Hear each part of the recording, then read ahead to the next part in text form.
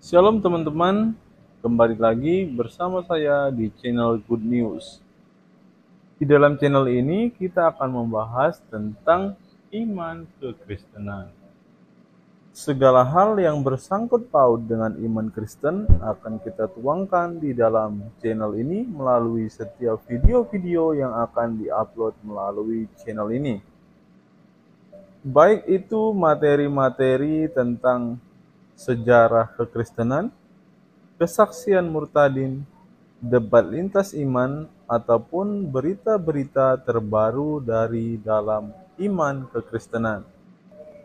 Sebelum mulai videonya, saya mohon dukungan teman-teman untuk menekan tombol subscribe, like, share, dan komen agar channel ini dapat berkembang dan dapat memberitakan kabar baik kepada semua orang.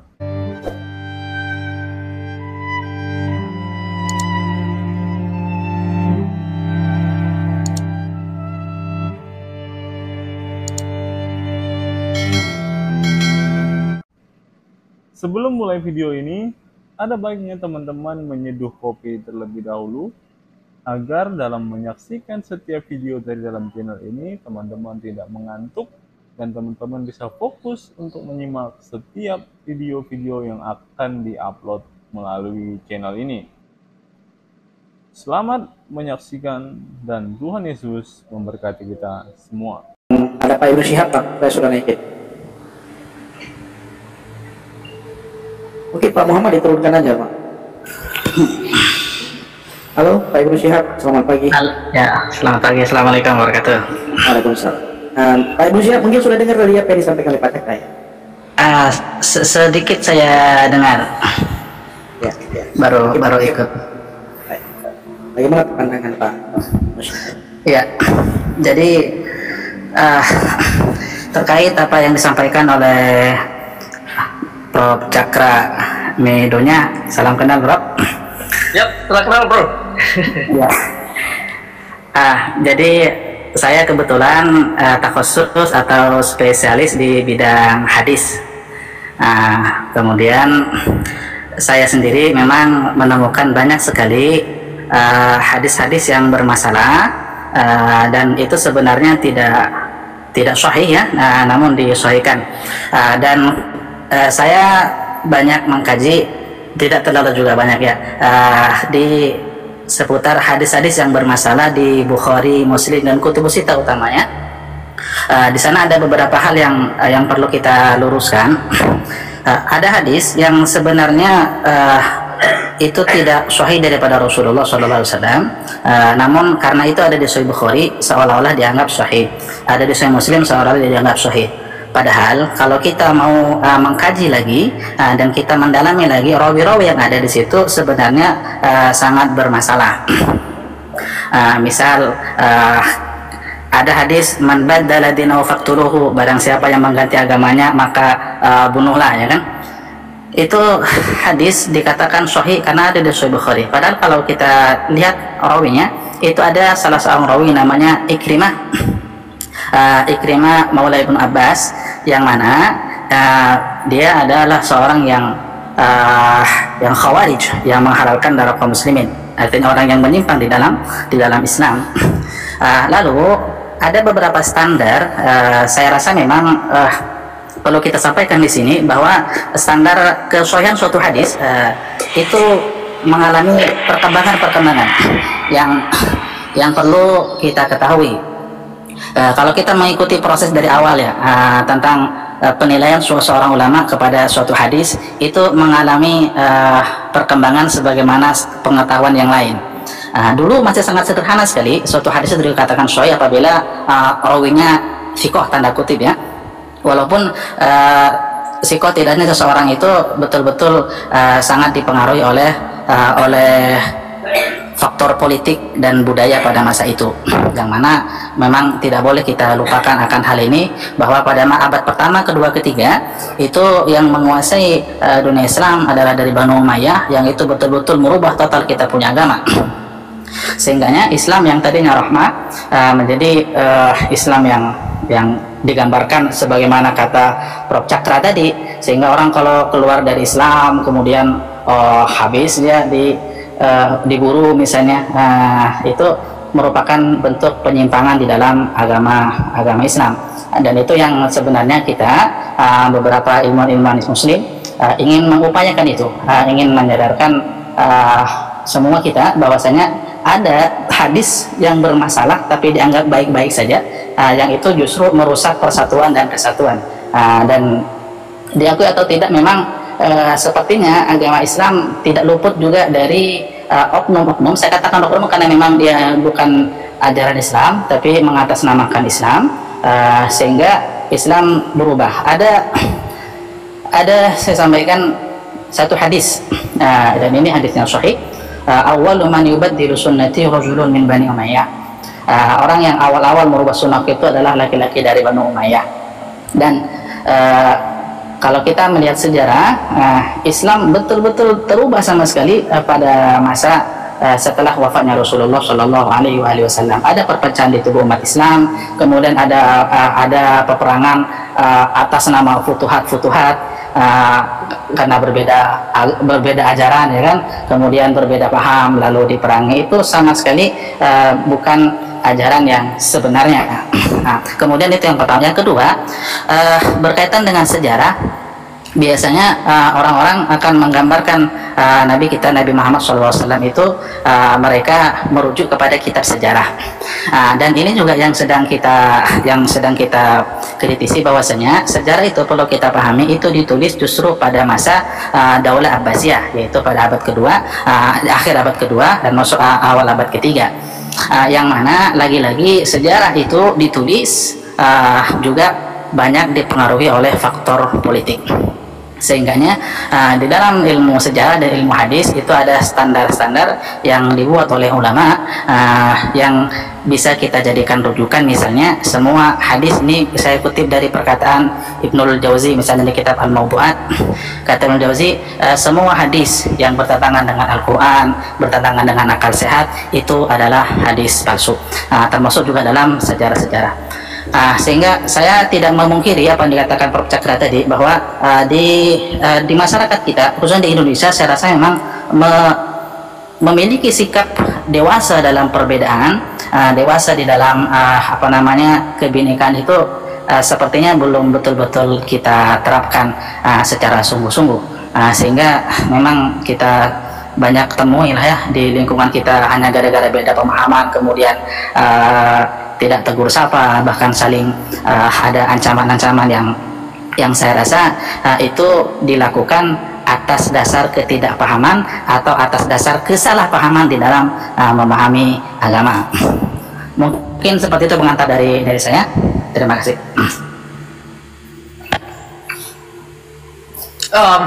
Baik, ini saya tanggapi persoalan sejarah yang menyangkut hadis. Mana hadis sahih, mana hadis yang tidak sahih. Persoalannya, hadis atau kumpulan hadis itu tertulis nampaknya ratusan tahun setelah Al-Quran itu ada. Betul sekali. Jadi dalam ratusan tahun itu tidak bisa secara saintifik setiap kata itu keluar daripada mulut sesosok yang dimaksud. Betul Pak, betul. Ya kan? Nah, itu persoalan pertama. Kemudian persoalan yang kedua, kandungan hadis itu sendiri, terlepas siapa yang bilang. Kalau kandungan isi hadis itu mengajak umat kepada kezaliman dalam beragama, maka kandungan itu bermasalah. Itu betul. Kemudian poin yang ketiga, dalam Al-Quran ada tersebut 5 kali kata Muhammad. 5 kali, 4 kali dalam surahnya, 1 kali atas nama surah, jadi 5 kali total. Yang sudah saya kaji, tidak satu pun kata Muhammad yang ada dalam Al-Quran itu dimaksudkan seperti yang kita dapat dalam kitab hadis Sahih Al-Bukhari, Sahih Muslim, dan kitab fikih. Nah, jadi Nabi yang dimaksudkan dalam kitab hadis nampaknya adalah hanya sesosok fiksional atau fiksi yang diatasnamakan Nabi Muhammad. Dalam hal ini dikaitkan dengan Al-Quran karena kata itu ada dalam Al-Quran. Jadi karakter yang digambarkan dalam kitab hadis itu kalau kita totalkan itu kalau dilihat dari segi tabiat atau perangai, saya menyimpulkan perangai Nabi Muhammad itu tidak bisa kita jadikan sebagai perangai suri teladan. Nah, itu yang bermasalah bagi saya. Sehingga secara total, secara global juga kita lihat kenapa perangai orang Islam dimanapun saja kita berada itu perangai yang tidak indah. Hanya sedikit saja orang Islam yang punya perangai baik, itu pun karena mereka tidak mengamalkan Ahlus Sunnah. Seandainya mereka termakan dengan ajaran-ajaran Ahlus Sunnah, maka mereka sendiri juga jadi orang-orang jahat, orang-orang tidak baik. Ya. Oke, silakan. Ya, jadi memang saya setuju dengan Prof. Cakra. Sebenarnya memang kalau kita mengiyakan semua hadis yang tanda kutip sahih, yang dikatakan sahih di Bukhari misalnya, memang kita temukan gambaran daripada Nabi Muhammad itu berbeda sama sekali dengan yang ada di Al-Quran, yang kata Allah Subhanahu wa taala mengatakan wa innaka la'ala khuluqin azim. Sungguh engkau memiliki akhlak yang agung, dan itu memang sepertinya bukan Muhammad yang itu yang ada di hadis Nabi Shallallahu Alaihi Wasallam, karena yang digambarkan di hadis itu memang lumayan mengecewakan lah. Ya, ya, dan saya setuju, saya tidak pungkiri itu, Prof. Sehingganya saya pribadi karena memang tafsirnya di hadis saya sampaikan, dan materi saya di VT saya hanya dua hal saja, dua arus utama. Pertama adalah tentang hadis-hadis palsu di Bukhari Muslim. Kemudian yang kedua adalah tentang konsep adalatus sahabah, yang mengatakan semua sahabat Nabi itu baik, ya kan? Itu merupakan konsep yang sama sekali tidak betul, dan itu merupakan bentuk penyimpangan. Konsep itu tidak betul sama sekali. Nah, kenapa? Karena begini, saya fokus ke dalam dua pembahasan ini karena berkaitan langsung dengan kita punya agama Islam. Orang selama ini menganggap semua yang dilakukan oleh sahabat Nabi itu merupakan manifestasi atau implementasi daripada agama Islam. Padahal bukan itu Islam. Justru yang dilakukan sahabat Nabi itu merupakan kelompok pertama yang menyimpang daripada agama. Jadi akhirnya muncullah Islam yang radikal, Islam yang ekstrim, Islam yang bukan lagi rahmah. Ketika Al-Quran mengatakan ud'u ila sabila rabbika bil hikmati wal mau'izatil hasanah wajadilhum, dengan hikmah, kemudian dengan mau'izah, kemudian terakhir dengan mujadalah, dengan debat, itu mentok sudah.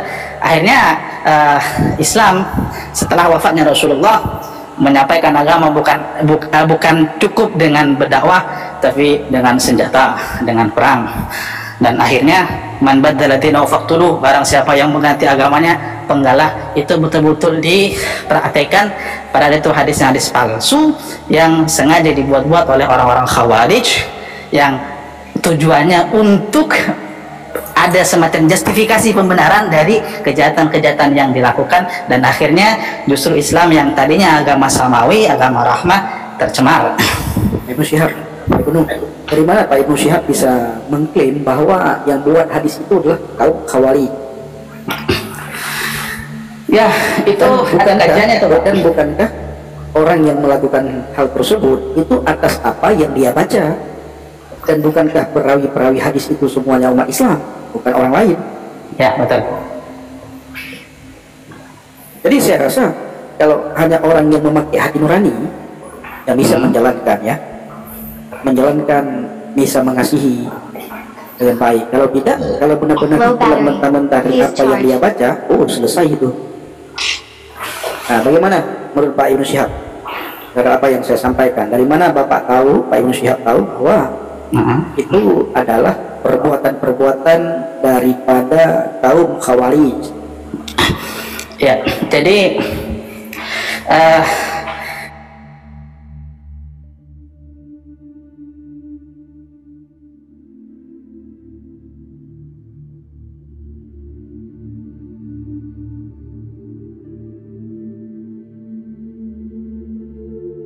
Saya fokuskan dulu ke pembahasan saya di hadis ini ya, man baddalu dinahu faqtuluhu, ya kan. Barang siapa yang mengganti agamanya maka penggalah. Itu Ustadz bisa cek sanad hadisnya, itu ada rawi namanya Ikrimah. Kemudian Ustadz cek Ikrimah itu di biografinya, bisa di Tahdzibut Tahdzib boleh, atau Tahdzibul Kamal juga boleh, maka akan ketemu bahwa Ikrimah ini adalah dia seorang Khawarij. Nah, kenapa kita fokuskan kepada Ikrimah?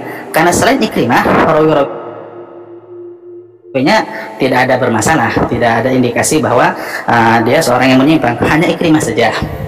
Dan setelah kita lihat Ikrimah ternyata memang dia seorang Khawarij. Maka dari aspek sanad ini hadis sudah bermasalah. Kemudian yang kedua, dari aspek matan juga bermasalah. Kenapa hadis ini bermasalah secara matan? Karena bertentangan dengan Al-Quranul Karim. Apa kata Al-Quran? Kata Allah Subhanahu wa Ta'ala, la ikraha fid din. Tidak ada paksaan di dalam beragama. Maksudnya dalam agama itu tidak ada paksaan. Kemudian firman Allah lagi, walau syaa rabbuka la amana man fil ardi kulluhum jami'a afa anta tukrihun nas hatta yakunu mu'minin. Jika Tuhanmu mau Muhammad, pasti akan dijadikan beriman semua manusia itu. Afa anta tukrihun nas hatta yakunu mu'minin. Apakah kamu akan memaksa orang-orang sampai mereka beriman? Nah, itu nyata di Al-Quranul Karim. Bahkan kata Allah, lakum dinukum waliyadin, bagi agama bagi agamaku.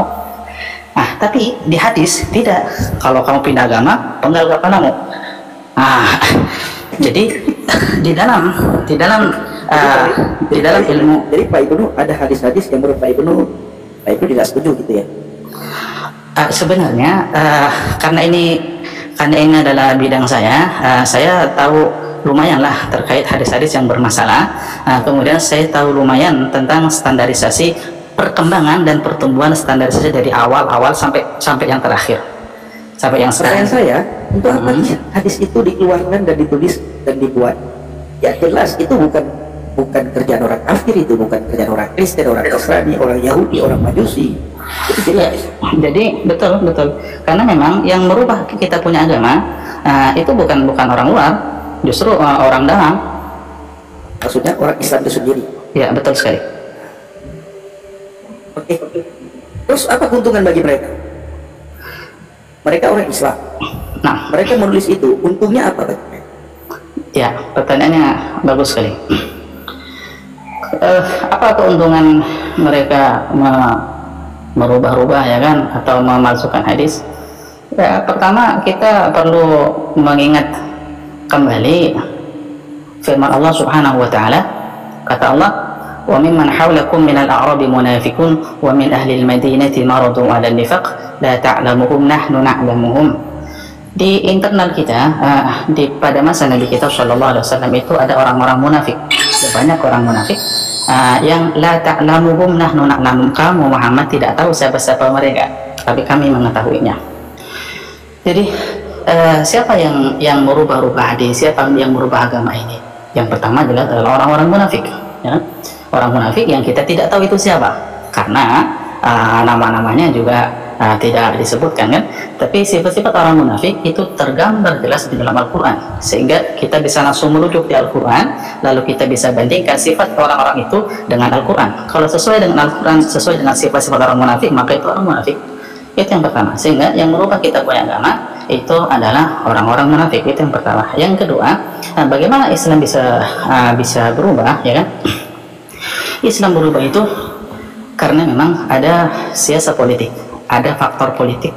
Dan kalau kita ingat kapan hadis itu dibukukan dan pada masa siapa hadis itu dibukukan, maka kita akan mudah sekali mengetahui. Hadis itu dibukukan pada masa Umar bin Abdul Aziz, pada masa Banu Umayyah, ya kan? Kemudian dilanjutkan begini, itu terlalu jauh. Maksud saya, keuntungan apa bagi orang munafik tersebut?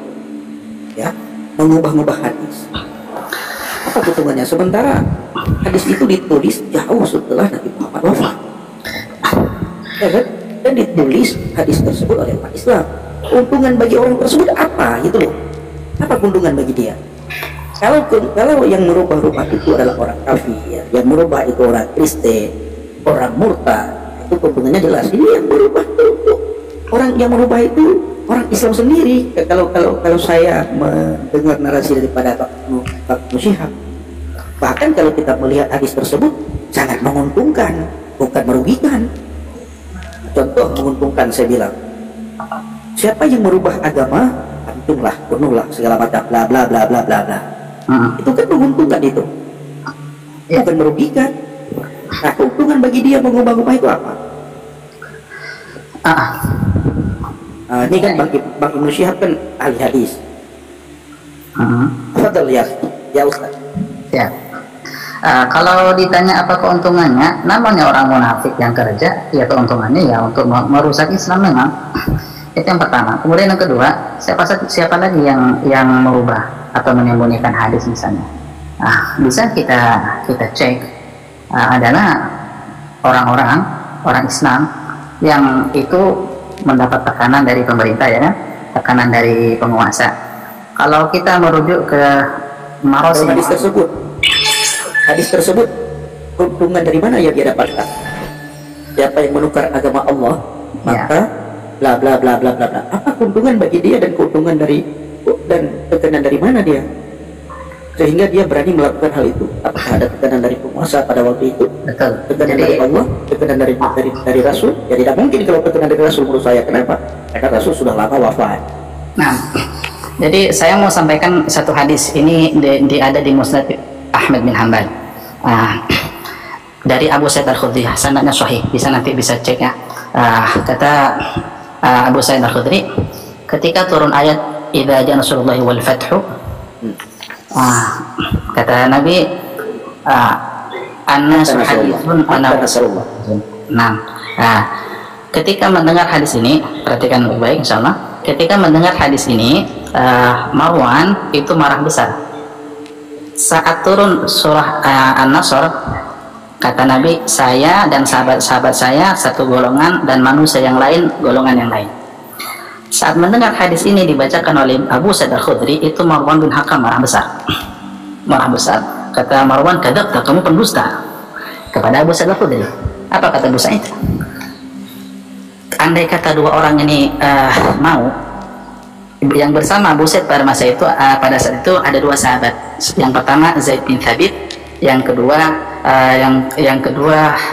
namanya Khudaij. Rafi bin Khudaij. Apa kata Abu Sa'id? Kalau dua orang ini mau, dia juga akan menyampaikan sebagaimana yang aku sampaikan, tapi dua-duanya takut jabatannya dilengsirkan. Kemudian Marwan bertanya kepada dua orang ini, betulkah yang disampaikan Abu Sa'id? Katanya orang, betul. Maksudnya apa? Itu sekelas Zaid bin Thabit, sekelas Khudaij tadi, itu kan sekelas sahabat Nabi, tapi karena demi dunia mereka berani menyembunyikan hadis, sehingga sekelas Marwan tidak paham hadis Nabi itu. Oke, kan begini. Kalau saya rasa tidak ada di dunia ya. Dia benar-benar untuk menegakkan agama Allah. Siapa yang siapa yang menukarkan agama Allah? Ini bukan demi dunia ini.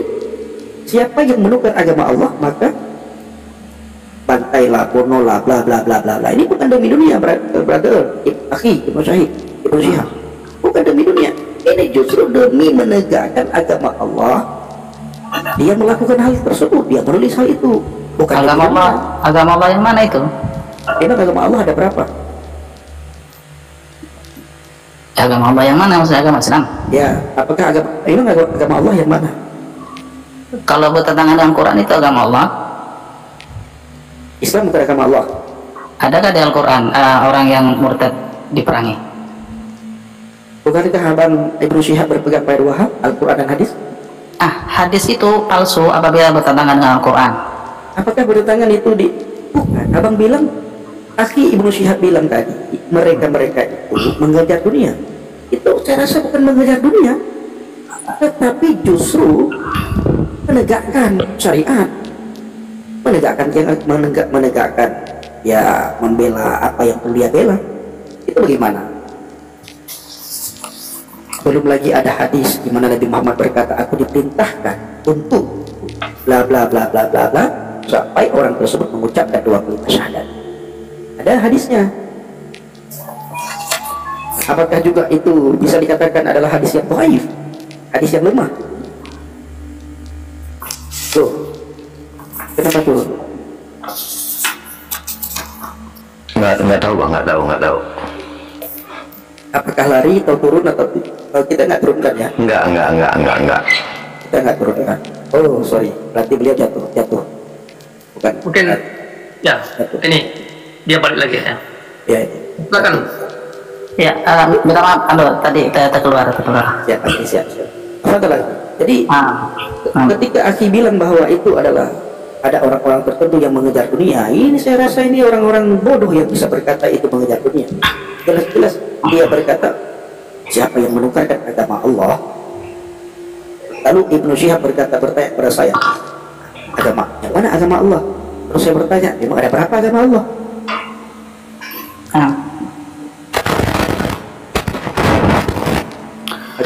Alhamdulillah, itu saja dari saya. Mungkin nanti langsung kepada Bang Nadir atau Bang Cakra. Iya, jadi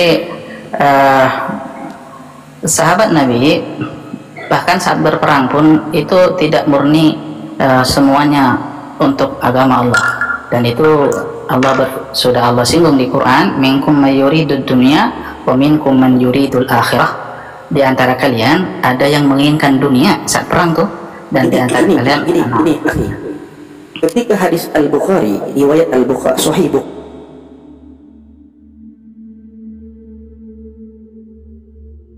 Bukhari yang dibacakan oleh Prof. Cakra dan yang saya bacakan, lalu Bang Ibnu Syihab menyimpulkan bisa saja itu mereka mencari-cari dunia, ya, mengejar dunia.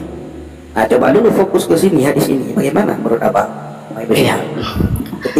Ketika seseorang menukar agama Allah, maka bla bla bla bla dan bla bla, itu orang bukan mengejar dunia, itu demi agama dia lakukan itu, supaya agama tidak ada orang yang murtad dari agama Allah. Kalau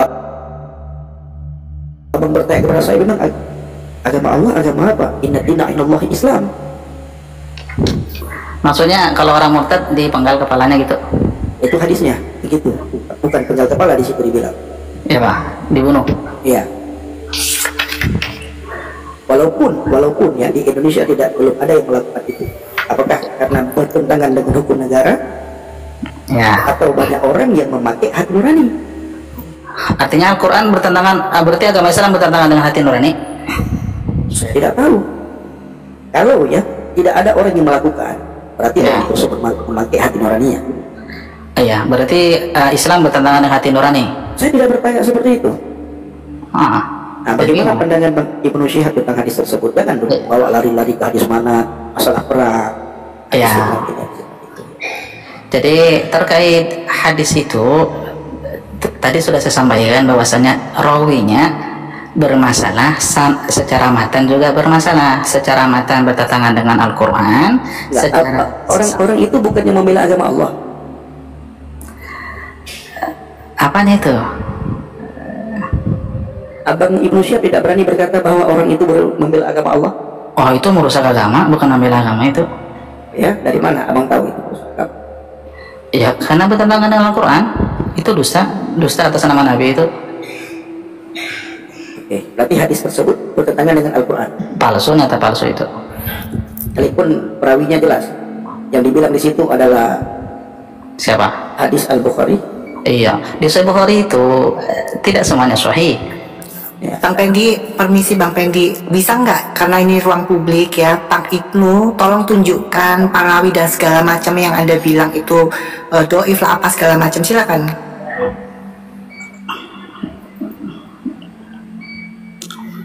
Bagaimana cara saya menunjukkan ini? Silakan, karena kan sudah 5.000 pengikutnya itu. Anda tahu dari mana, tolong dalilnya itu ditunjukkan bahwa oh hadis yang menyatakan bahwa Nabi Muhammad memerintahkan untuk membunuh itu sanad dan segala macam yang sesuai Anda narasikan itu tidak apalah. Ya, jadi tidak, gitu. kalau itu bisa teman-teman cek DVD saya, itu sudah lama sekali saya buat DVD itu. Saya sertakan juga rujukannya, saya sebutkan juga kitabnya, tapi saya tidak tahu apakah sudah ada terjemahnya atau tidak. Silakan Pak, di narasi ditunjukkan saja bahwa perkataan Nabi Muhammad yang tertulis di dalam hadis itu palsu atau itu tidak kuat atau apalah itu. Silakan. Tapi tertulis ya, itu kan menurut Anda. Karena di ruang publik kita butuh validasinya. Maksudnya bagaimana cara saya menampilkan ini? Mungkin Bang Ibnu, mungkin Aji bisa tampilkan datanya. Tapi kalau enggak juga tak apa-apa. Nanti saya akan coba lihat di tempat Bang Ibnu ya, di video-nya. Siap. Abang Cakra, halo Prof Cakra. Ya. Oke, lanjut. Baik. Jadi menurut Bapak Ibnu Syihab, saya sependapat bahwasanya yang namanya klaim sahih yang dimaknakan itu otentik ternyata tidak otentik, ya kan, tidak semua otentik. Itu satu. Kalau klaim atau label yang dikatakan sahih ternyata di dalamnya banyak yang tidak otentik, bisa jadi semuanya tidak otentik.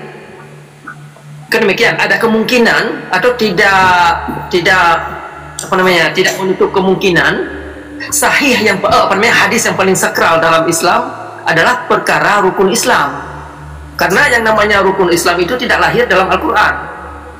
Nah, kalau sahih itu, label sahih itu tidak bisa dipegang, bisa jadi rukun Islam itu sendiri tidak sahih. Artinya kalau Islam tidak mengandung rukun Islam, ya kan, berarti Islam itu sendiri tidak sahih secara totalitas. Karena kalau kita bicara Islam, kita tidak mungkin tidak bicara perkara rukun Islam atau rukun iman. Nah, jadi implikasinya lebih luas lagi ini. Kalau misalkan tadi Anda sebut, ya kan, yang juga saya setuju bahwasanya klaim label sahih itu bukan berarti otentik. Nah, pertanyaan berikutnya, kalau sudah label sahih saja tidak ada jaminan otentik, bisa jadi Islam itu sendiri tidak otentik, karena rukun Islam dan rukun iman tidak terlepas daripada sahih atau hadis yang kita maksud tadi, karena rukun Islam itu datangnya dari Sahih Muslim. Ini perlu kita perdalamkan lagi, cuman sekilas saja untuk diketahui oleh rekan-rekan ini yang di sini yang belum sempat mendengar analisa saya beberapa tahun yang lalu. Saya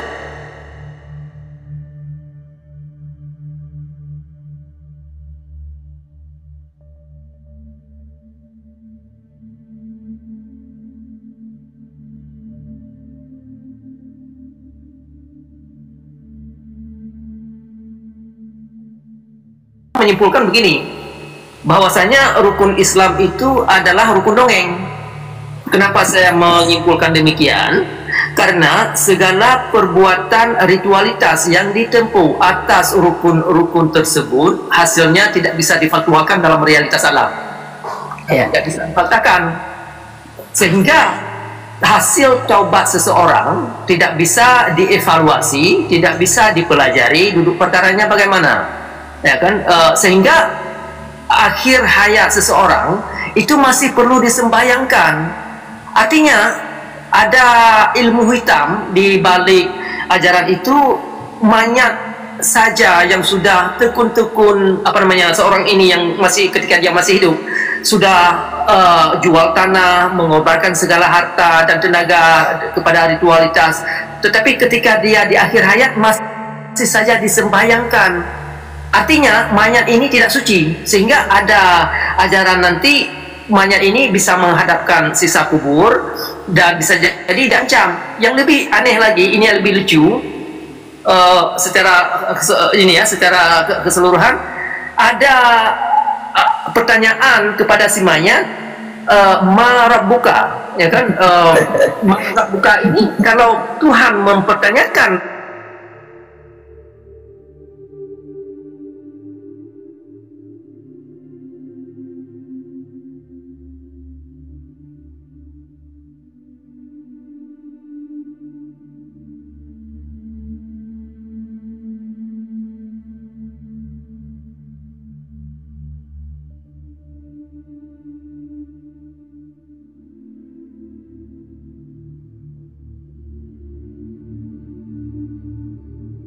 pertanyaan demikian kepada si Manyan, ini menunjukkan Tuhan yang dimengerti dalam Islam bukan Tuhan yang maha mengetahui. Kalau Tuhan, misalkan sekarang kan saya pernah melaksanakan sembahyang 35 tahun paling kurang.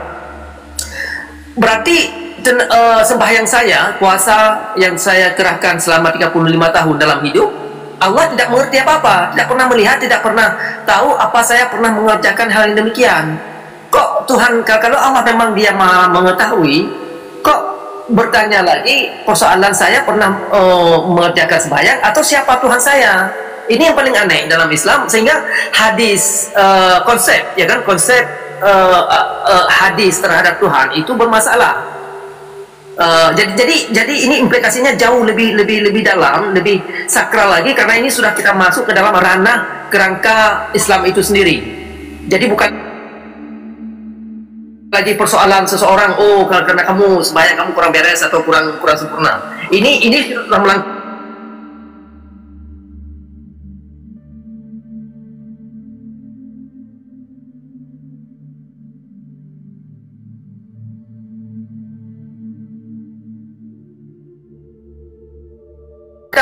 Jauh kepada menganalisa kerangka Islam itu sendiri. Kalau kerangka Islam itu sendiri ada hal yang tidak sahih, tidak sahih, maaf ya, berarti jangan mengherankan kalau rukun Islam itu tidak bisa membawa umat kepada golongan akhlak yang baik-baik, karena sudah ada bukti. Perangai Nabi Muhammad yang diterangkan oleh kitab fikih, kitab hadis, termasuk kitab sirah Muhammad, ternyata perangai dan tindakan dan kesimpulan yang diambil oleh Nabi terhadap seseorang itu menurut saya ya tidak manusiawi, dan saya tidak bisa terima dalam beragama yang demikian. Karena kalau kita mau jadi orang jahat, sebenarnya tidak perlu agama pun, ya kan? Jadi orang gelandangan, jadi preman juga bisa. Nah, jadi kan bertentangan dengan tujuan agama itu tadi. Kalau tujuan agama adalah untuk membawa umat kepada kehidupan yang terang benderang, kepada golongan-golongan yang tidak zalim dalam beragama, maka harus ada mekanisme kerangka agama itu sendiri harus mengacu kepada akhlak yang dimaksud. Nah, sekiranya demikian dulu. Ya, silakan Pak Ibnu Syihab. Siap. Jadi terkait pertanyaan munkar nakir, man rabbuka, siapa Tuhanmu, itu hadis palsu. Dan sebenarnya tidak ada konsep itu. Itu lagi begitu. Ustaz Ibnu, sebentar. Yang pertama salam kenal dulu ya. Saya salah satu orang yang mengagumi Bapak loh. Ya. Karena Ustaz Ibnu agak aneh juga bagi saya, sangat aneh. Makanya saya kagum dengan orang-orang aneh. Ya, sangat kagum dengan orang-orang aneh. Ini kalau didengar oleh orang banyak, ini bisa bahaya ini, Pak.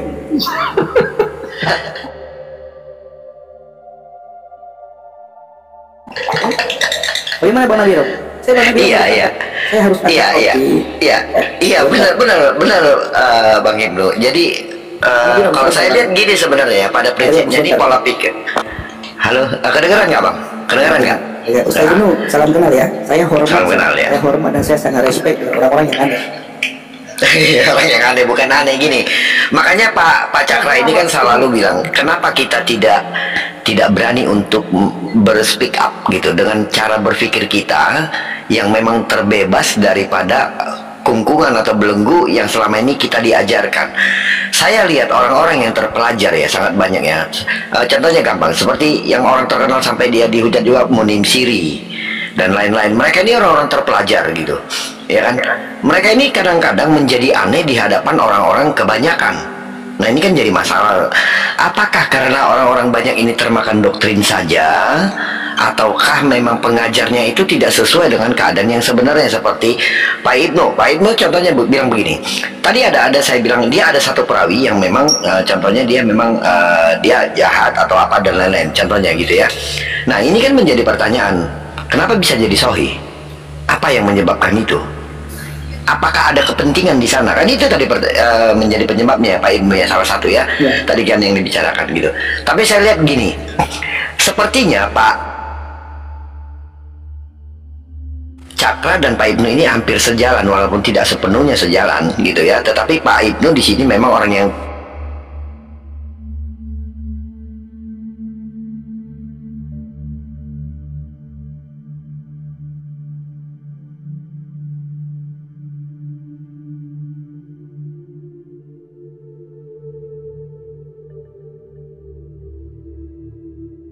kritis dan belajar secara keilmuan, mungkin sekolahnya khusus di bidang hadis ya, mungkin mirip-mirip juga nih. Ini kalau disatukan sama yang cewek si Melia, siapa namanya itu, si Kaila, siapa? Kumaila. Wah, ini ketemu nih, dihujat orang ini pasti nih. Sama Kumaila ketemu nih, sama-sama mereka orang yang mendalami bidang hadis. Tapi gini, sebenarnya saya ingin ya orang-orang di bawah ini, bisa nggak teman-teman di bawah ini untuk memberikan satu sanggahan tentang apa yang teman-teman di atas tadi sudah sampaikan, gitu. Artinya saya ingin orang yang berbeda pendapat. Jadi jangan, karena ini kan saya melihat agak mirip ya gitu ya. Saya pengen kalau ada orang yang di bawah yang pengen berbeda pendapat, saya pengen tolong kalian ketik up. Karena di sini sangat banyak sekali ya tamu yang minta naik, tapi saya belum naikkan karena tadi masih seru dengan Pak Cakra dan Pak Ibnu. Untuk sekarang kalau ada orang yang mau menanggapi, tapi kita ini bicara data dan kita bicara seperti tadi ya, slow ya, santai ya. Saya minta up aja, tulis ketikan up, saya mau menanggapi up gitu.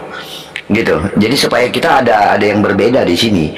Karena saya yakin pandangan Pak Ibnu dan Pak Cakra ini orang kita bilang tidak biasa gitu, agak lain nih gitu ya kan, ini agak lain nih gitu. Nah ini tidak umum sekali, makanya Bang Pendi bilang, oh ini aneh ya. Bukan aneh sebenarnya, memang cara pandang yang berbeda karena mungkin mereka belajar, itu masalahnya. Nah sekarang kalau ada teman-teman di bawah, boleh nggak cara pandang yang berbeda, mari kita mendidik di sini supaya teman-teman lain itu tidak salah memahaminya, itu maksud kami ya. Nah, sebelumnya gitu. Oke. Sambil ke teman-teman yang di bawah Pak Nadiro, kita minta silakan. Kita minta Ustadz Ibnu untuk apa namanya ya, kan menanggapi apa yang Ustadz Ibnu bilang barusan, bahwa itu juga asu itu mengenai marrabuka, mengenai pertanyaan mengkawanaki dalam kubur. Tafadhal Ustaz.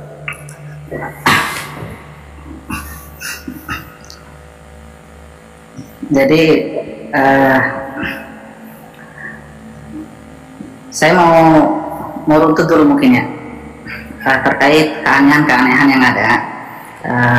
Kok bisa sih hadis yang itu nyata bertentangan dengan Al-Quran, nyata bertentangan dengan akal sehat, bahkan mematikan akal sehat, bertentangan dengan kemanusiaan, bertentangan dengan keadilan, itu kok jadi sahih ya kan? Dan itu seolah-olah bagian daripada Islam. Oh, kenapa sahih? Karena memang rawinya usipo, orang yang baik, orang yang jujur. Nah, dan dulu standar kesahihan sesuatu itu hanya dilihat dari siapa yang meriwayatkan. Tidak jauh, tidak melihat apakah bertentangan tadi dengan Quran, dengan macam-macam ya. Nah, bayangkan keanehan itu bertahan dari abad kedua sampai abad 9 pada masa Ibnu Hajar Al-Asqalani. Keanehan apa yang dimaksud? Ada keanehan orang-orang yang pro Muawiyah, pro pemerintah, meskipun jahat, meskipun membunuh, meskipun pendusta, itu ternyata difikokan, dianggap baik dan ditokohkan serta diulamakan. Sebaliknya orang-orang yang melawan pemerintah, misalnya dari golongan Syiah misalnya, atau yang pro kepada Imam Ali, itu akan dibaikkan gitu. Jadi hadis-hadisnya meskipun itu berkesesuaian dengan akal, tetap itu tidak sahih. Maka muncullah hadis-hadis yang bermasalah itu tapi masuk ke dalam hadis sahih tanda kutip ya. Karena memang standar dari awal memang sudah bermasalah, sehingga hingga muncul abad belakangan yang itu diprakarsai oleh misalnya Imam Ibnul Jauzi di kitab Al-Mawdu'at. Ulama hadisin mutakhirin, mereka membuat standar baru yang tidak hanya menilai kesohihan hadis itu dari siapa yang meriwayatkan, tapi apa juga yang diriwayatkan. Nah, sehingga meskipun yang meriwayatkan itu adalah orang yang katanya tanda kutip baik, ya kan, kalau itu bertentangan dengan akal sehat, tidak masuk akal, bertentangan dengan nilai-nilai kemanusiaan, bertentangan dengan keadilan, asas keadilan, kemudian bertentangan nyata-nyata dengan Al-Quran, wahyu Allah yang utama, itu bukan lagi dhaif, tapi palsu, meskipun diriwayatkan oleh orang yang paling fiqh sekalipun. Contohnya salah satu tadi itu yang murtad, penggal kepalanya, aku diperintahkan untuk memerangi orang yang tidak sholat, tidak zakat, tidak berkalimat syahadat. Kemudian di Sahih Bukhari misalnya bayi menangis gara-gara ditusuk oleh setan, ya kan, masa bayi lahir gara-gara ditusuk setan. Kemudian apalagi yang bermasalah itulah, saya kumpulkan itu beberapa. Ulama-ulama mutakhirin membuat standar-standar baru yang itu lebih komplit, dan sekarang itu yang dulu standarnya cuma 5, sekarang sudah jadi belasan standar hadis-hadis yang bisa kita katakan sahih. Dan insya Allah kalau kita menggunakan standar yang ada sekarang, insya Allah tidak ada lagi yang namanya kekerasan atas nama agama. Maksudnya atas nama agama, itu tidak akan ada lagi, kita temukan tidak ada lagi orang yang mendiskriminasi orang lain atas nama agama, tidak ada orang yang melakukan kejahatan atas nama agama, maksudnya membuat justifikasi pembenaran daripada agama. Semua orang Islam pasti masuk surga. Kenapa? Karena ada hadisnya, setiap satu orang muslim yang masuk surga akan digantikan jatahnya di neraka dari orang Yahudi dan orang Nasrani. Itu ada di Sahih Muslim. Masa kita bilang sahih itu jelas itu palsu. Kenapa? Karena bertentangan dengan Al-Quran. Kata Al-Quran, Allah taziru wazratun wizra ukhra. Seseorang itu tidak menanggung dosa orang lain. Masa kamu yang korupsi masuk orang lain yang masuk neraka, itu kan sambung namanya. Nah, tapi memang lebih parah lagi memang sejarah kita tidak bisa pungkiri menggunakan agama untuk melakukan kejahatan. Dan itu sudah digambarkan sebenarnya oleh Al-Quran. Kata Allah Subhanahu wa taala, "Ara'aital ladzi yukadzibu biddin." Tahukah kamu orang yang berdusta atas nama agama? Biddin. Fadzalika alladzi yad'ul yatim wa la yuhibbu ala ta'amil miskin. Fawailun lil musallin alladzina hum an shalatihim sahun alladzina hum yura'una wa yamna'una al-ma'un. Menghardik anak yatim, tidak peduli kepada fakir miskin, kemudian dia lupa dengan sholatnya. Maksud lupa dengan sholat apa? Dia nyembah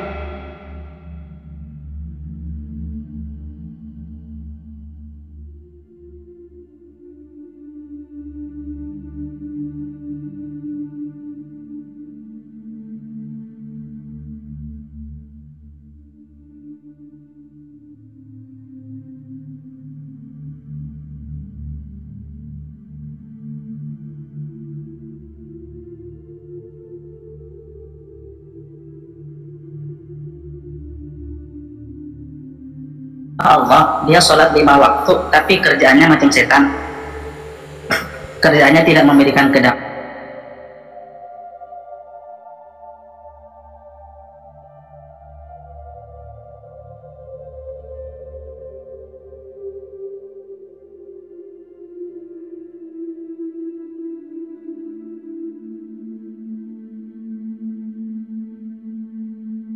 Ke orang lain. Fawailun lil musallin alladzina hum salatihim sahun alladzina hum yura'un. Orang-orang yang beramal pamrih wa yamna'un al-ma'un. Itu Al-Quran menjelaskan begitu. Bahkan kalau kita ingin menggambarkan Islam, sedikit saja kata Nabi, al-muslimu man salim al-muslimuna min lisanihi wa yadihi. Orang Islam itu adalah orang yang selamat, aman, nyaman. Al-muslimun, orang-orang yang musalamah. Musalamah itu artinya orang yang bukan orang Islam dari agama lain, tapi dia tidak memerangi kita, dia itu tetangga kita, dia keluarga kita, orang entah itu agamanya Kristen kah, Hindu kah, Buddha kah, tapi dia tidak menyakiti kita, dia selamat min lisanihi, dari lisannya, wa yadihi, dan dari tangannya. Muslim yang sebenarnya itu adalah muslim yang bisa memberikan keamanan dan kenyamanan kepada orang lain tanpa melihat agama apapun. Itu hadis Nabi sahih. Sederhana Islam itu. Tapi dengan Ustaz, coba kembali kepada pertanyaan kawan Anda. Itu bagaimana Ustaz bisa berkata itu hadis yang palsu, sementara banyak sekali dipakai oleh orang, bahkan banyak sekali ustaz-ustaz juga berkata nanti hati-hati, bahkan ada dijual buku untuk menjawab mungkar wa nangkir, pertanyaan mungkar wa nangkir. Makanya Ustaz begini, saya sering berkata begini ketika teman-teman ya oknum dari Aceh berkata, Fendi hati-hati kau nanti akan kena siksa kubur, dan pertama kau sudah murtad segala macam bla bla bla. Apa jawaban saya Ustaz Syihab? Saya berkata begini, saya tidak akan kena siksa kubur, ini saya tidak berbicara tentang Kristen, saya bilang ya, karena pertanyaan mungkar nakir saya sudah hafal. betul. Saya sudah bisa hafal dan saya sudah bisa jawab. Bagaimana mu'alaf yang tidak bisa bahasa Arab? Mereka harus jawab apa nanti? Jadi Ustaz Syihab, bagaimana pandangan Ustaz Syihab mengenai hadis itu? Kenapa bisa dikatakan hadis palsu? Dan saya baru dengar kalau ini hadis palsu dari Ustaz Syihab sendiri. Ya, sayang sekali saya tidak bisa membuka datanya. Saya lagi di rumah sakit. Siap. Ada orang tidak ada, ini keluarganya tidak ada, jadi saya ditelepon katanya minta tolong. Jadi minta maaf belum bisa saya tampilkan datanya. Tapi aku lihat begini sebenarnya, karena memang saya khususnya di hadis terkait akidah. Akidah itu namanya keyakinan itu haruslah dibangun, fondasinya itu harus dari sesuatu yang kokoh, yang kuat, yakinnya, sehingga tidak boleh suatu keyakinan tapi dibangun dengan sesuatu yang meragukan. Hadis ada dua macam, ada hadis itu sifatnya adalah mutawatir, ada hadis ahad. Minta maaf kalau ini pakai bahasa istilah hadis ya. Hadis mutawatir itu hadis yang setara dengan, bukan setara, tapi kuat sekali, tidak bisa kita pungkiri karena rawinya banyak sekali, lebih dari 10 orang, lebih 10 sahabat, itu disebut dengan mutawatir. Ada hadis ahad yang diriwayatkan oleh satu orang sahabat, dua orang sahabat. Nah, sesuatu yang di luar yang terlihat oleh kita tentang alam kubur, tentang surga, tentang neraka, tentang kiamat, itu harus dibangun dengan dalil yang qat'i.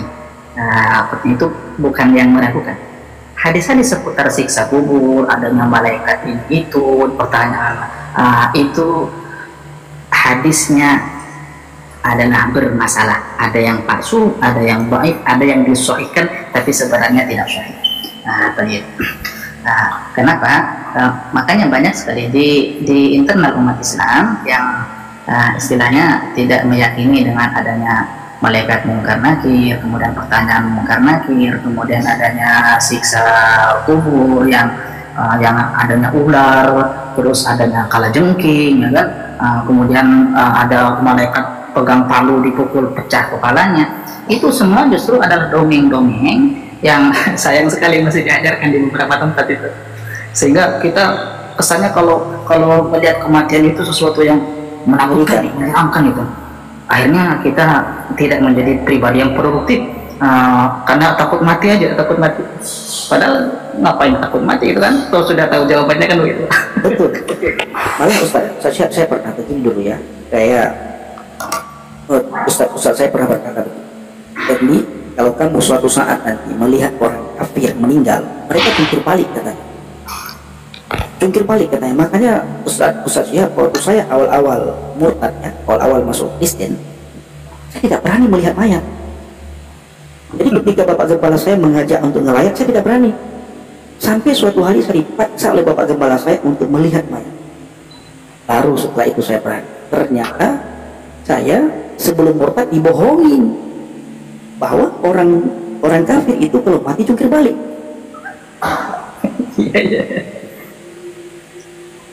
Jadi ini Ustaz ya, ini Ustaz yang aneh bagi saya ya. Ini makanya banyak sekali juga dihina Ustaz. Saya banyak saya banyak ikutin video-video Ustaz Syihab ya. Itu Ya. banyak Kalau- banyak dihujat juga. Jadi banyak gelar saya sekarang sudah nih, sudah Salafi iya, Syiah iya, liberal iya, kemudian LDI sudah, kemudian murtad juga sudah, pokoknya kayaknya lengkap sudah titel saya nih. Oke, Ustaz Syihab, berhubung Ustaz lagi di rumah sakit, kapan Ustaz bisa ada waktu untuk diskusi dengan Pak Cakra?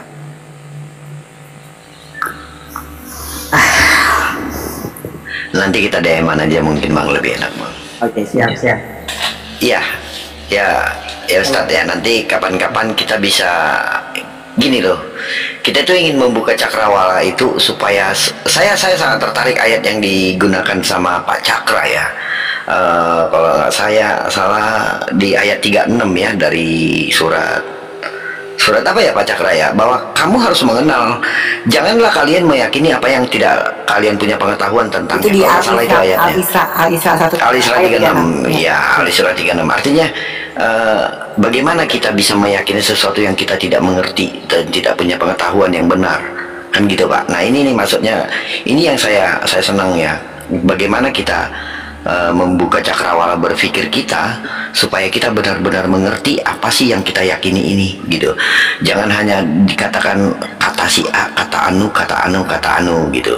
Nah itu yang kita pengen sama-sama, yuk kita sama-sama membuka bagaimana sih sebenarnya kita harus belajar. Itu sih Pak Ibnu Syihab, silakan. Baik.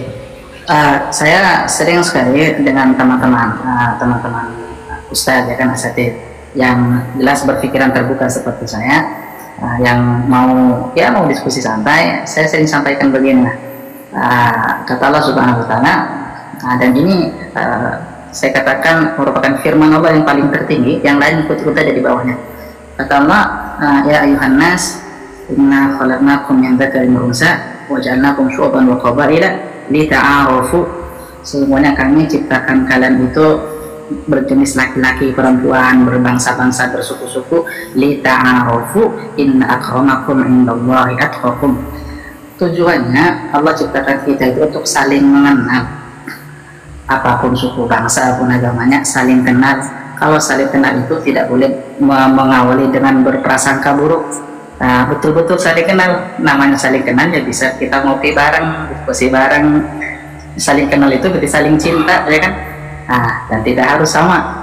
Sering saya sampaikan, saya tidak ingin kamu bersama dengan saya, tapi saya ingin kamu beda dengan saya, tapi kita masih bisa ngopi bareng, bisa kita bercanda bareng. Saya bilang itu insaniah namanya. Berbeda itu biasa, tapi kalau kita beribut gara-gara perbedaan, itu justru menyalahi fitrah kita. Dan saya lihat di Komal saya lihat kalau ada diskusi lintas agama itu kok macam banyak kata-kata tidak bagus lah kalau saya perhatikan. Entah itu yang di Muslim, entah itu yang di Kristen, kok kayaknya saling jotos-jotos, saling kenal namanya ini. Ini mau saling menjatuhkan. Insya Allah tidak ketemu kalau seperti itu Pak. Dan itu menjauhkan hati kita menjatuhkan hati. Tapi saya yakin kalau semua saling ta'aruf ya kan, saling kenal. Khawatirnya kan misalnya kalau saya nih ingin mengetahui tentang agama teman-teman yang di Kristiani dengan kacamata saya, itu kan salah terus tuh, masuk neraka aja semua itu orang-orang tuh. Tapi kalau misalnya saya dari awal memang merasa tidak tahu dan saya ingin tahu dan betul-betul itu murni dari hati, paling tidak saya paham, paling tidak saya mengerti, dan mudah-mudahan ya kita bisa kumpul nanti di surga kan begitu, sama-sama lanjutkan diskusi kita kan begitu Pak. Ya, benar. Ustaz tinggal di Kalimantan ya? Saya di Kalimantan Timur, di Berau. Oh, Kalimantan Timur, Banjarmasin. Bukan, di Berau jauh. jauh. Kalau Banjarmasin Kalimantan apa? Itu Kalimantan Selatan. Oh, siap. Mudah-mudahan nanti kita DM-an Pak Ustaz ya, kita bisa minta. Siap. Kalau begitu saya undur diri. Terima kasih banyak sudah di ruang waktu nih. Kita lanjut lagi lah. Minta maaf. Iya. Ustaz ya. Banyak nih. Terima kasih Ustaz, hati-hati. Ya. Atas saling kenal ini ya, kita korek nanti. Iya. Kita semua pasti pernah mendengar dari saudara-saudara muslim kita bahwa batu Hajar Aswad adalah batu penghapus dosa umat manusia. Dalam kesempatan ini, secara khusus kita akan membukakan sebuah fakta yang tidak pernah diketahui oleh umat muslim tentang batu Hajar Aswad ini. Hal ini dibukakan langsung oleh seorang bapak gereja melalui setiap tulisan-tulisannya yang ada sampai hari ini. Ia adalah Yohanes Damaskus. Yohanes dari Damaskus juga dikenal sebagai Yohanes Damaskus. Ia adalah seorang biarawan dan teolog yang tulisan-tulisannya sangat penting dalam mempertahankan nilai seni visual dalam mengkomunikasikan iman Kristen dalam ibadah. John dilahirkan dalam keluarga Kristen Arab sekitar tahun 676 di Damaskus, di Suriah saat ini, pada periode setelah Khalifah Muslim menaklukkan kota tersebut. Pada saat itu, sebagian besar umat Kristen yang pernah tinggal di Damaskus menjadi pengungsi atau dipaksa pindah agama.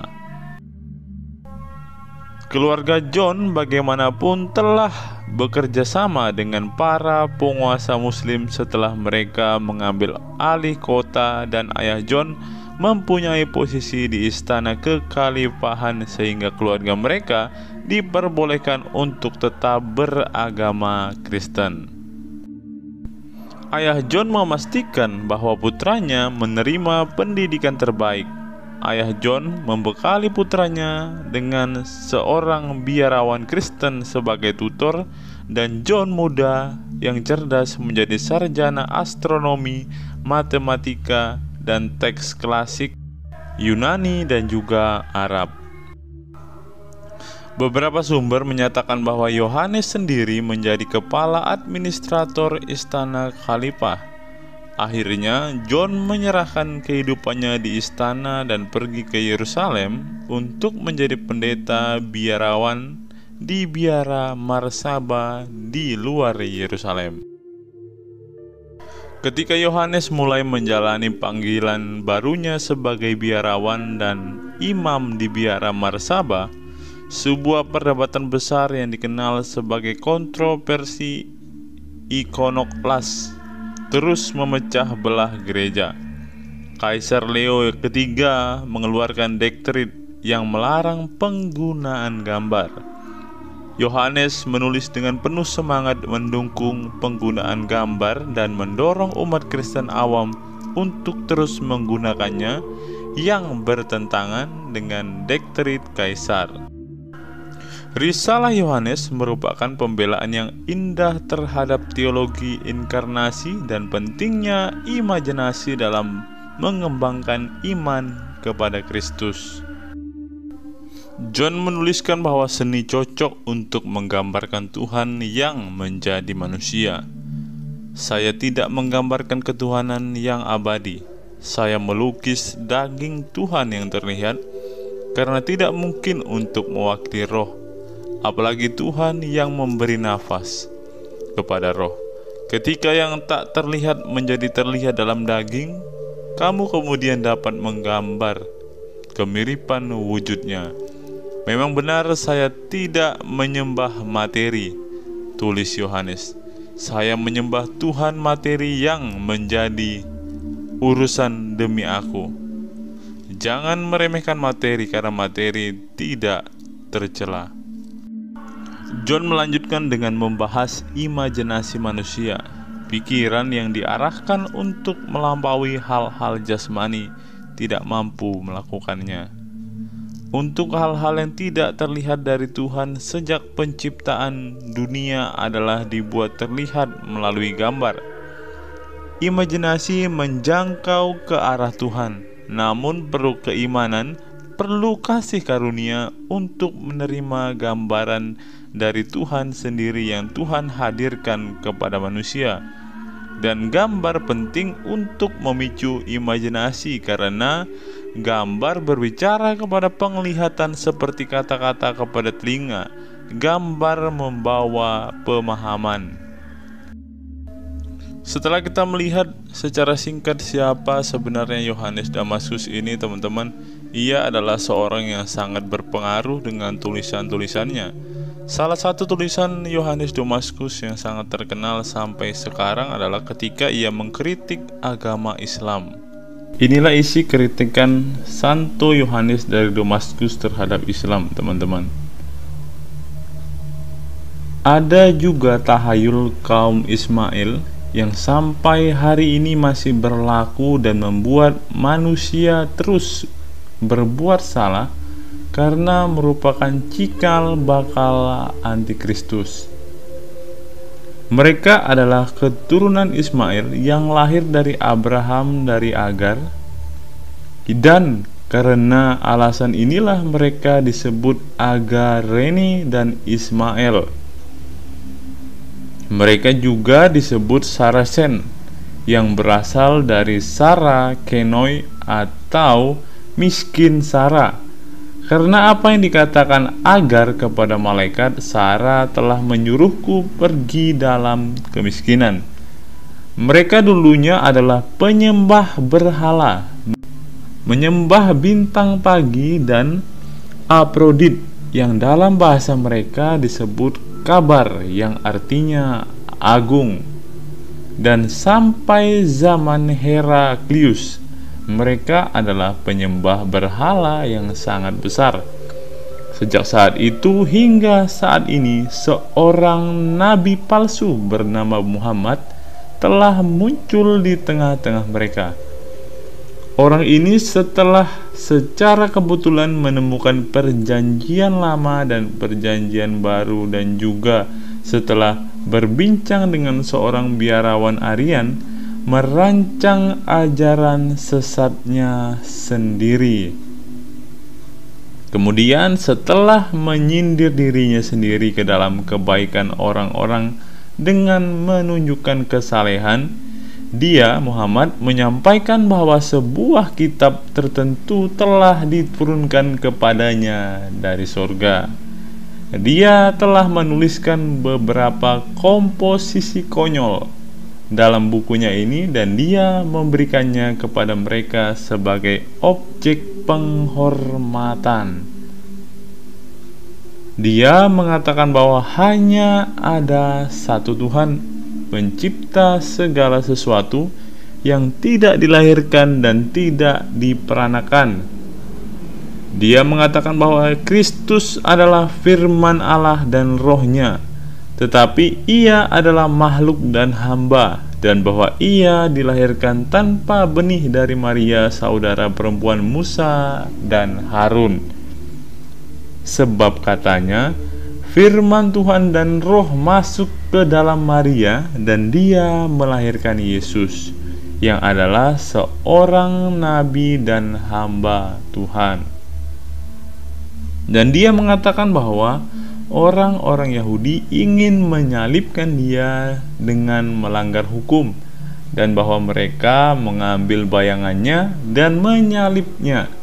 Namun Kristus sendiri tidak disalib, katanya, dan dia juga tidak mati karena Allah, karena kasihnya kepadanya membawa dia ke surga. Dan dia mengatakan ini, bahwa ketika Kristus telah naik ke surga, Tuhan bertanya kepadanya, "Ya Yesus, apakah engkau berkata, Akulah anak Tuhan dan Tuhan?" Dan Yesus katanya menjawab, "Kasihanilah aku Tuhan. Engkau tahu bahwa aku tidak mengatakan ini, dan bahwa aku tidak mencemooh menjadi hambamu. Tetapi orang-orang berdosa telah menulis bahwa saya membuat pernyataan ini, dan mereka telah berbohong tentang saya dan melakukan kesalahan." Dan Tuhan menjawab dan berkata kepadanya, "Aku tahu bahwa kamu tidak mengucapkan ini. Masih banyak hal lain yang luar biasa dan cukup menggelikan dalam buku ini yang ia banggakan diturunkan kepadanya dari Tuhan. Namun ketika kita bertanya, dan siapakah yang bisa bersaksi bahwa Allah memberinya kitab itu?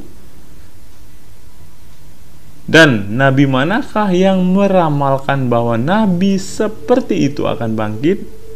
Ya, mereka bingung. Dan kami mencatat bahwa Musa menerima hukum dari Gunung Sinai dengan Tuhan menampakkan diri di hadapan semua orang dalam awan, api, kegelapan, dan badai. Dan kami mengatakan bahwa semua nabi mulai dari Musa dan seterusnya menubuatkan tentang kedatangan Kristus dan bagaimana Kristus Allah dan inkarnasi Allah akan datang dan disalibkan dan mati dan bangkit kembali, dan bagaimana dia, Muhammad, akan menjadi hakim atas dunia, hidup dan mati. Lalu ketika kami berkata, mengapa nabimu itu tidak datang dengan cara yang sama? Dan ada orang lain mengatakan yang menjadi saksinya, dan bagaimana mungkin Allah di hadapanmu tidak memberikan kepada orang ini kitab yang kamu rujuk, padahal dia memberikan hukum kepada Musa dengan orang-orang melihatnya dan gunung berasap, agar kamu pun dapat yakin. Mereka menjawab bahwa Tuhan melakukan apa yang dia kehendaki. Ini kami berkata, kami tahu, tapi kami bertanya bagaimana kitab itu sampai kepada nabi Anda. Kemudian mereka menjawab bahwa kitab itu diturunkan kepadanya ketika dia sedang tidur. Kemudian kami dengan bercanda mengatakan kepada mereka bahwa selama ini dia menerima buku itu dalam tidurnya dan benar-benar merasakan pengoperasiannya. Maka pepatah populer berlaku padanya yang berbunyi, kamu membuatku bermimpi. Ketika kami bertanya lagi, bagaimana mungkin ketika dia memerintahkan dalam kitabmu ini untuk tidak melakukan apapun atau menerima apapun tanpa saksi? Kamu tidak bertanya kepadanya.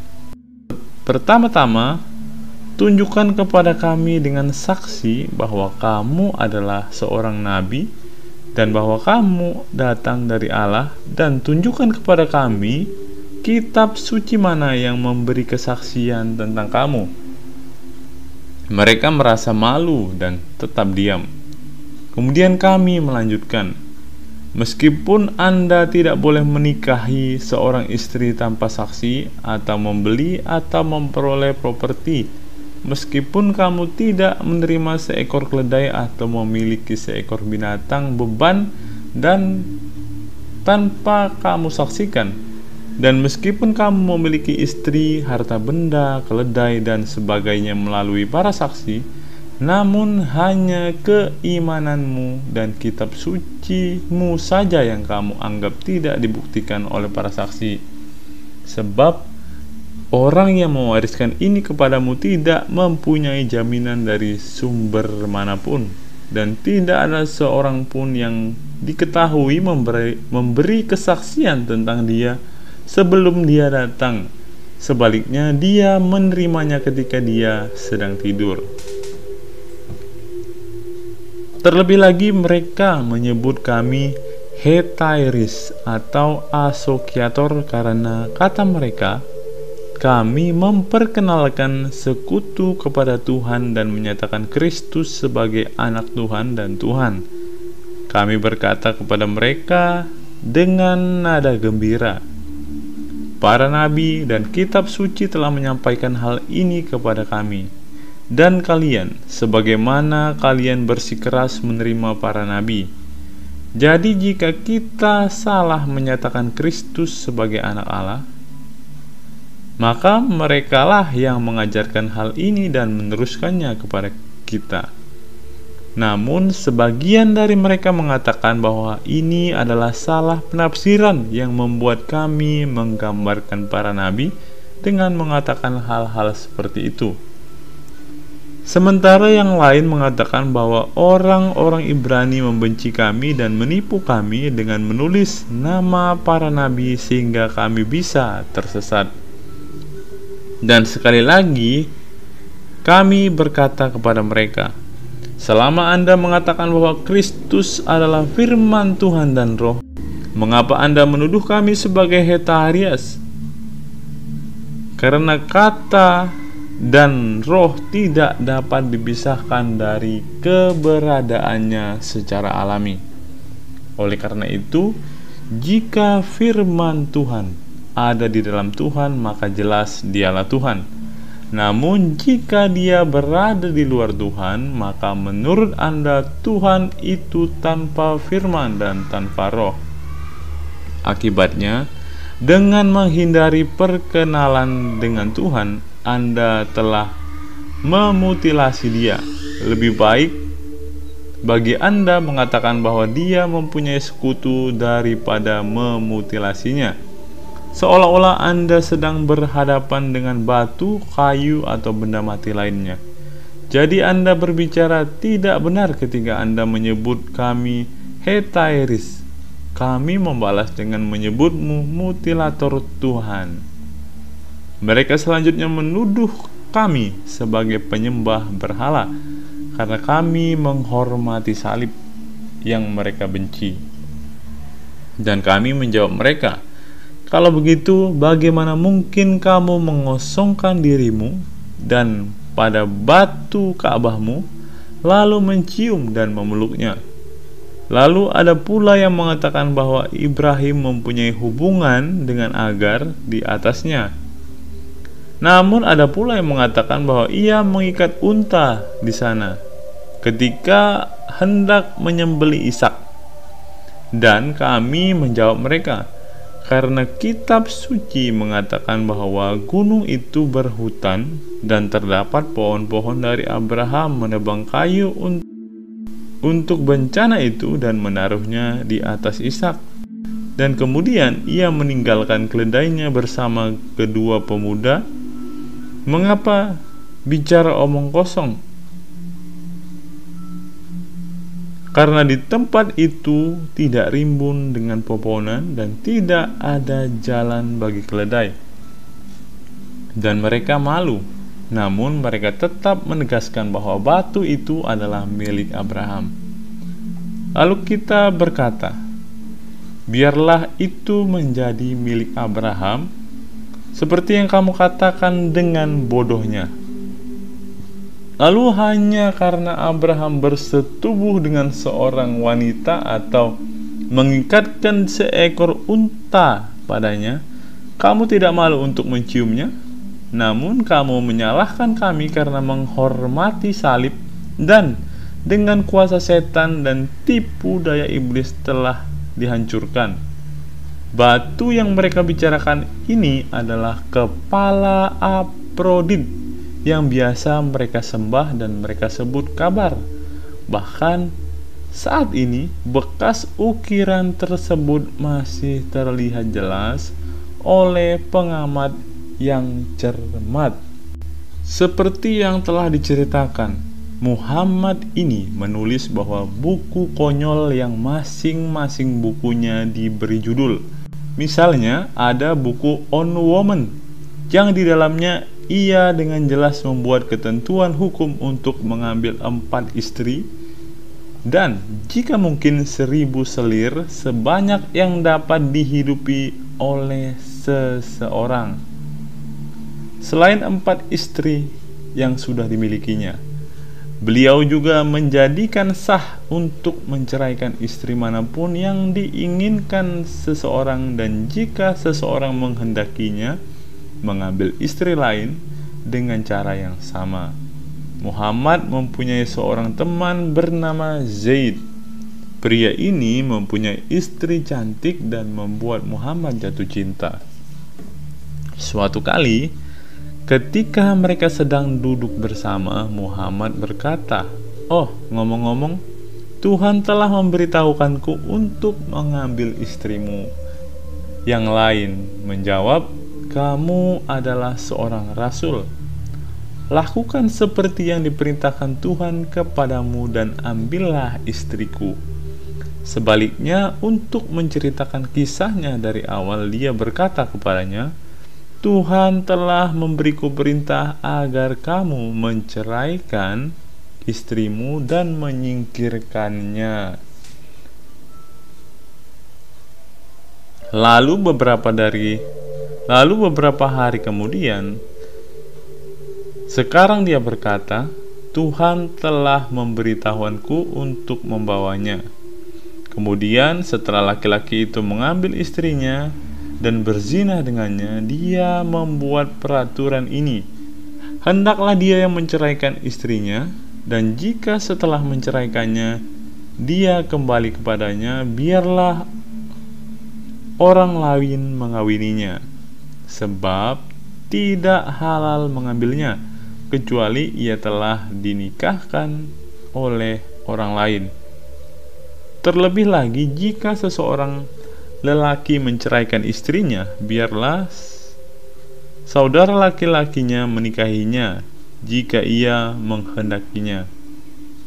Dalam buku yang sama, ia memberikan ajaran seperti ini, "Kerjakanlah tanah yang diberikan Tuhan kepadamu dan percantiklah, dan lakukanlah ini dan lakukanlah dengan cara demikian, tidak mengulangi semua perbuatan cabul yang telah ia lakukan." Lalu ada juga buku Unta Tuhan. Tentang unta ini, dia mengatakan bahwa unta itu datang dari Tuhan, dan ia meminum seluruh sungai dan tidak dapat melewati 2 gunung karena tidak ada cukup ruang. Ada orang-orang di tempat itu, katanya, dan mereka biasa meminum air tersebut pada suatu hari, sedangkan unta akan meminumnya pada hari berikutnya. Terlebih lagi, dengan meminum air tersebut dia memberi mereka makanan, karena dia memberi mereka susu bukan air.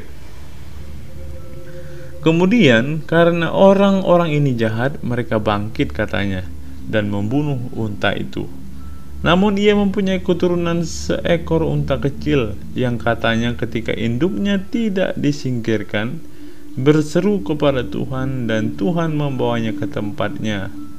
Lalu kami bertanya kepada mereka, "Dari mana datangnya unta itu?" Dan mereka bilang, "Itu dari Tuhan." Lalu kita bertanya, "Apakah ada unta lain yang berpasangan dengan unta ini?" Dan mereka berkata, "Tidak." "Lalu bagaimana," kata kita, "itu dilahirkan?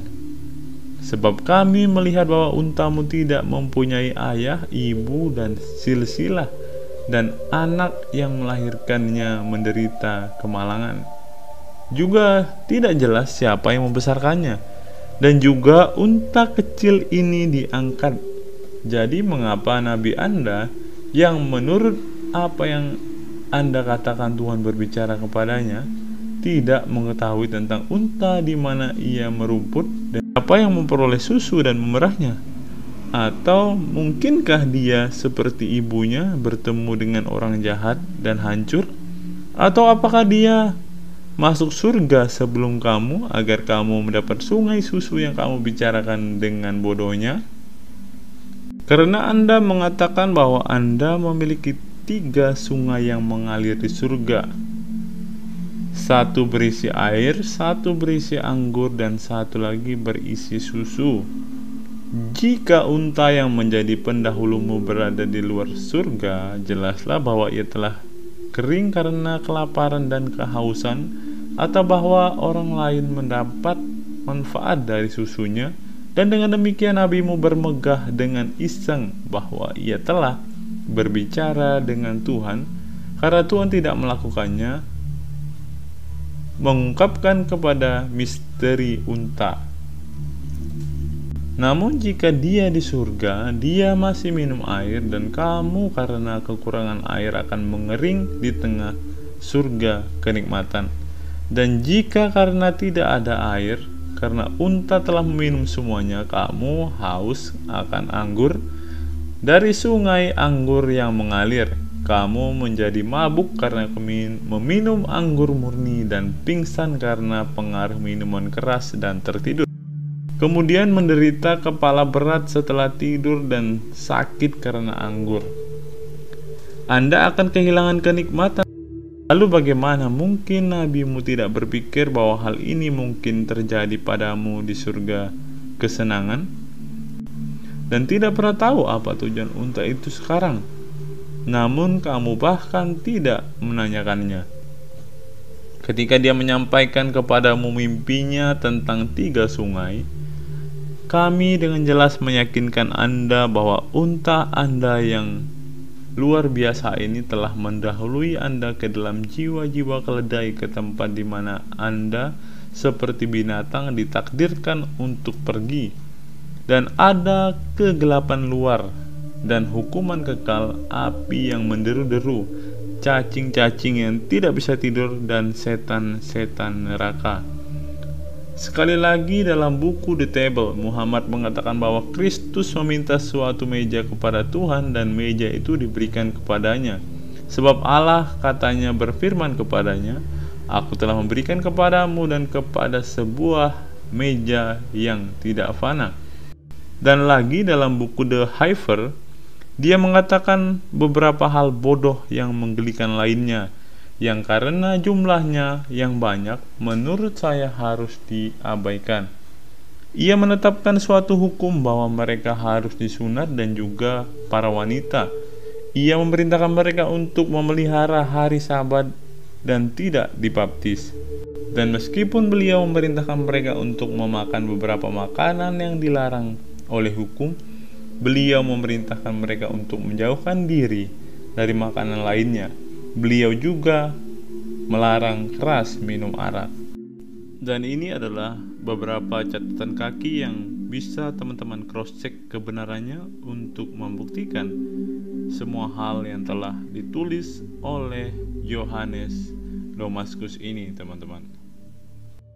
Apa pendapat teman-teman setelah menyimak tulisan dari Yohanes Damaskus ini?